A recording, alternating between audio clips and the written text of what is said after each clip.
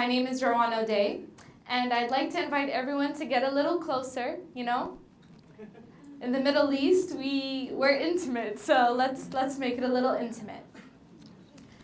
Okay. My story, Rawan Odeh. I'm standing in front of you today in a moment that I imagined would be one of the greatest experiences of my life. This moment that I visualized since I was an 8-year-old growing up in Brooklyn during the ongoing Palestinian-Israeli conflict would be the time my voice would be heard in the U.S. government. Of course, back then, I spent my childhood in New York, still unaware of the complexities of my Palestinian-American identity. Nonetheless, I knew this day would come, and Palestinian voices would echo through my soul. Your being is shaped by the different experiences you have throughout life. But what if your life is shaped by experiences that occurred before you were born?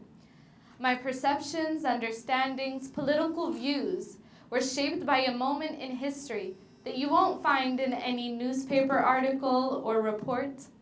So let me take you back to the 80s, the good old 80s in Palestine, a time when olive trees were the center of life, when women wore beautiful long embroidered dresses with colors of black and red, when walking down the road, you would only go to my grandparents' house because they were the only house with a television.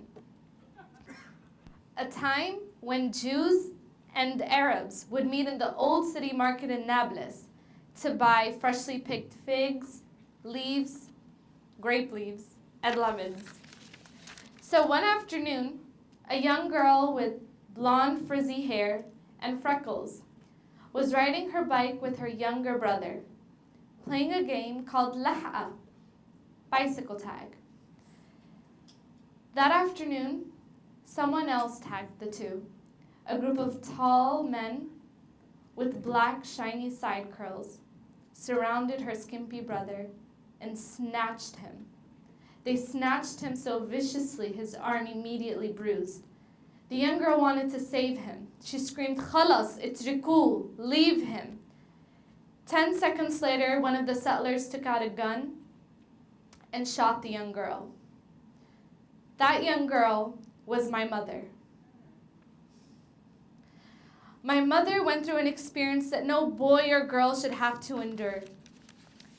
She was the heroine that looked fear right in the eyes and took a stand, the first injury of the Palestinian Intifada, but she survived.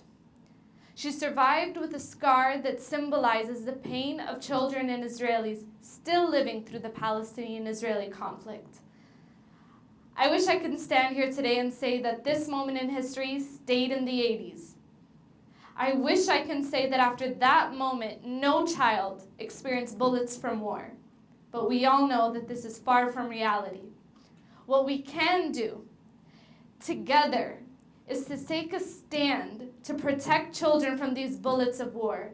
Palestinian children, Israeli children, American children, all children.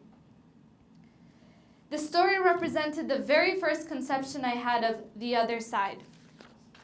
And because our knowledge has its origins deeply rooted in our own perceptions, I decided I wanted to break all those ideas and stereotypes of the conflict. So when I moved to Nablus, Palestine, I started engaging in political conversations, and I found myself in the same narrative. But you're an American. You'll never understand what we went through. Like I said, I grew up in Brooklyn. I didn't experience the aftermath of the 1948 or 1967 war, but throughout my 6 years living in Nablus, I experienced unimaginable pain. I saw pain when my 8-year-old brother was arrested by the IDF.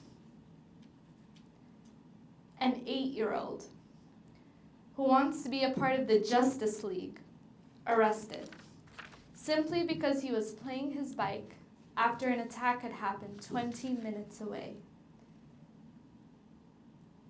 At that moment, we were back in the 80s. My brother experienced the same fearful event that my mother lived through 30 years later, nothing changed. The same scenario played, creating another moment in history that you won't find in newspaper articles or reports. I didn't experience the fear carved into people's hearts during the Palestinian intifadas, but I saw my friend, someone with unlimited potential and a beautiful heart, murdered by an Israeli settler during a peaceful Palestinian protest.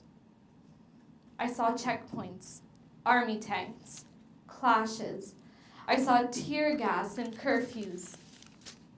I saw war.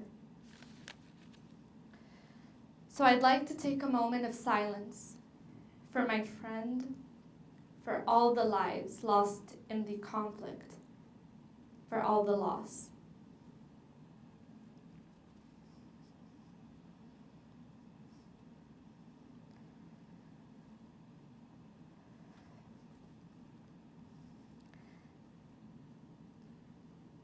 Before Martin Luther King, the United States was as segregated as the lives between Israelis and Palestinians.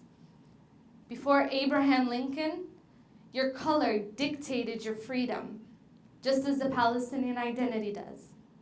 Before these great leaders in US history took a stand, injustice existed in the streets of the United States of America. But injustice still exists in the narrow streets of Israel and Palestine. My NSL friends and I, we came here to Washington, D.C. to get the necessary tools to become great leaders, because that's what we need, great leaders. We're the young leaders that want a good future, and I'm speaking representing everyone that wants a better future, Palestinians and Israelis alike. So please, include us in your conversations, in briefings and hearings, and let us achieve my brother's dream. Let's make a new Justice League for Palestine and Israel, a Justice League for peace. Thank you.